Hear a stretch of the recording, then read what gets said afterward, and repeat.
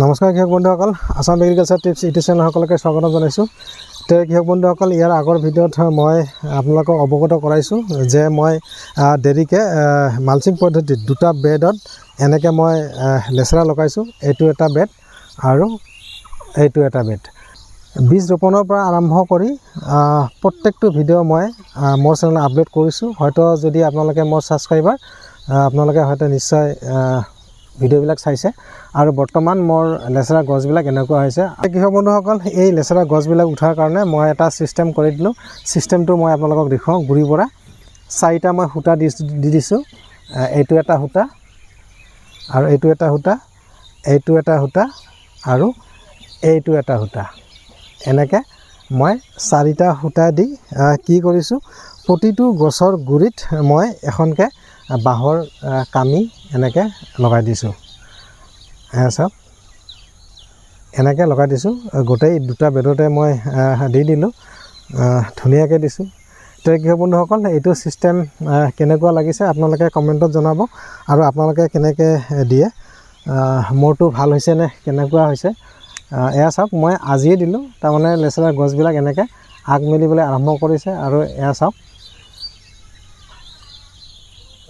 মেৰিয়াই ধৰিছে অলৰেডি সেইবিলাক। কৃষক বন্ধুসকল, বৰ্তমান মোৰ লেচেৰাৰ যোনটো চেহেৰা, গছবিলাকৰ চেহেৰা দেখিবলৈ বহুত ধুনীয়া আৰু নিশ্চয় ভাল এটা প্ৰডাকশ্যন পাম বুলি মই আশা কৰিছোঁ। গতিকে আপোনালোকেও যদি লেচেৰা খেতি কৰে, কেনেকৈ কৰে আৰু পৰাপক্ষত এনেকৈ কৰক। মই আগতো কৰিছোঁ, বহুত ধুনীয়া হয়। আৰু কৃষক বন্ধুসকল, মই এটা কাম কৰিলোঁ আজি, যাতে এই লেচেৰা গছবিলাক আৰু ধুনীয়াকৈ লহপহকৈ বাঢ়ে। তাৰ কাৰণে মই কি কৰিলোঁ, ইয়াতে এই যোনটো গুৰি আছে, গুৰিতে আপোনালোকে জিকা দেখিছে, ইয়াতে মই NPK 19-19-19 প্ৰতি লিটাৰ পানীত 3 গ্ৰাম মিহলাই মই গুৰিটো জিকাই দিছোঁ আজি। এইটো মই ভাবিলোঁ যে অলপ আৰু সোনকালে বাঢ়ক, যাতে মই সোনকালে ইয়াৰ হাৰ্ভেষ্টিং কৰিব পাৰোঁ। আৰু শুনামতে বৰ্তমান বজাৰ ৰেট ভাল চলি আছে। আৰু যিমানে দেৰি হ'ব ইমানে ৰেটটো অৱশ্যে বাঢ়িব। এতিয়া মই ভাবিলোঁ যে গছবিলাক অলপ সোনকালে বঢ়াওঁ, যাতে সোনকালে ফুল ফল আহে। তাৰ কাৰণে মই কি কৰিলোঁ, NPK 19-19 আৰু ইয়াৰ লগত এটা ভেঁকুৰনাশক মই দি দিছোঁ। কৃষক বন্ধুসকল, ভেঁকুৰনাশকটো মই কিয় দিলোঁ সেই বিষয়ে মই আলোচনা কৰিম। আৰু সেইটোৰ কাৰণে একচুৱেলি মই ভিডিঅ'টো আজি প্ৰস্তুত কৰিলোঁ এই লেচেৰা। আৰু ভাবিলোঁ মই এই লেচেৰাৰ যোনটো ছিষ্টেম, হেংদালি যোনটো ছিষ্টেম, এইটো মই আপোনালোকক দেখুৱাই দি দিওঁ। এনেকৈ চাওক, প্ৰতিটো গছৰ গুৰিত মই এনেকৈ বাঁহৰ কামি দি দিছোঁ। আৰু যদি আপোনালোকে মোৰ লেচেৰা গছৰ চেহেৰাবিলাক চাই, এয়া চাওক, একেবাৰে চিকচিকীয়া হৈ আছে। এয়া চাওক।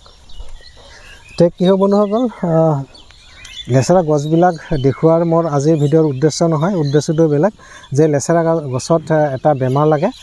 কি হয়, আপোনালোকৰ গছবিলাক এনেকৈ ধুনীয়াকৈ বাঢ়িব, হয়তো বাঢ়িব আৰম্ভ কৰিব, সেইখিনি সময়ত এটা বেমাৰ লাগে। গতিকে বেমাৰটো কি মই আপোনালোকক দেখুৱাই আছোঁ।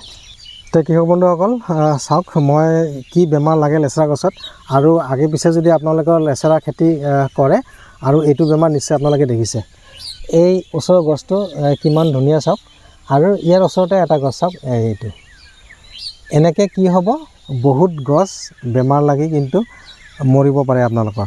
তাৰ কাৰণে মই যোনটো আজি NPK 19-19-19 দি গুৰিটো জিকাই দিছোঁ। এই চাওক, যদি গুৰিটো আপোনালোকে চাই, গুৰিটো মই জিকাই দিছোঁ অলৰেডি প্ৰতি লিটাৰ পানীত 3 গ্ৰাম মিহলাই। আৰু ইয়াৰ লগত মই এটা ভেঁকুৰনাশক দি দিছোঁ। আৰু ভেঁকুৰনাশকটো দিলোঁ যিহেতু মই এনেকুৱা এটা লক্ষণ দেখা পাইছোঁ। এয়া চাওক, এই গছজোপা লেৰেলি গৈছে আৰু এইটো কিন্তু নাবাচে। এইটো কি হয়, ভেঁকুৰজনিত কাৰণত হয়। এই শিপাবিলাক যদি চাই, এয়া চাওক, শিপাত বেমাৰ লাগিছে এনেকুৱা, যাৰ কাৰণে এইটো কি হৈছে, গছজোপা এনেকুৱা হৈছে, লেৰেলি গৈছে। আৰু এইটো গছ হোৱাৰ কোনো সম্ভাৱনা নাই। এয়া চাওক, আৰু শিপাও বহুত কম। এই একচুৱেলি সেই লাষ্টৰ ফালে বেমাৰ লাগিছে। এইটো যদি আপোনালোকে দেখক, অলপ ৰঙচুৱা হৈছে। কৃষক বন্ধুসকল, এই বেমাৰ যাতে আপোনালোকৰ লেচেৰা গছত নালাগে আৰু প্ৰতিটো গছ যাতে সুস্থ সবল হয়, তাৰ কাৰণে আপোনালোকে কি কৰিব, ব্লাইটক্স বা ব্লু কপাৰ আকৌ কৈছোঁ, ব্লাইটক্স নাইবা ব্লু কপাৰ আপোনালোকে প্ৰতি লিটাৰ পানীত আপোনালোকে 3 গ্ৰাম মিহলাই আপোনালোকে কি কৰিব, স্প্ৰে কৰিব। লগতে এই যোনটো গুড়ি আছে এই গুড়িটো আপোনালোকে জিকাই দিব। যেতিয়া সৰু থাকিব, গছবিলাক ইয়াতকৈ সৰু থাকিব, তেতিয়া আপোনালোকে এই কামটো নিশ্চয় কৰিব। তেতিয়া দেখিব যে আপোনাৰ লেচেৰাৰ যোনবিলাক গছ হ'ব, এইটো এটাও নমৰে আৰু প্ৰতিটো গছ লহপহকৈ বাঢ়িব আৰু ধুনীয়া ফলন পাবলৈ আপোনালোকে সক্ষম হ'ব। তাই কৃষক বন্ধুসকল, ভিডিঅ'ৰ উদ্দেশ্য এইটোৱে আছিলে যে লেচেৰা গছত সাধাৰণতে এই বেমাৰটো দেখা যায়, মই যোনটো আপোনালোকক দেখুৱালোঁ, আৰু সেইটো ভেঁকুৰজনিত বেমাৰ হয়। বেলেগ চিন্তা কৰিবলগীয়া একো নাই। আপোনালোকে ব্লাইটক্স নহ'লে ব্লু কপাৰ আপোনালোকে দি স্প্ৰে কৰিব আৰু পৰাপক্ষত গুড়িটো জিকাই দিব। আপোনালোকে স্প্ৰে নকৰিলেও, যদি গছত স্প্ৰে নকৰে কিন্তু আপোনালোকে গুড়িটো ধুনীয়াকৈ জিকাই দিব। তো কৃষক বন্ধুসকল, আজিৰ ভিডিঅ'ৰ উদ্দেশ্য এইটোৱে আছিলে যে লেচেৰা গছত সাধাৰণতে এনেকুৱা বেমাৰ দেখা যায়। গতিকে সেই এনেকুৱা বেমাৰ হ'লে আপোনালোকে কি পৰিচৰ্যা কৰিব বা কি ভেঁকুৰনাশক স্প্ৰে কৰিব, তাৰ কাৰণে মই ভিডিঅ'টো প্ৰস্তুত কৰিলোঁ।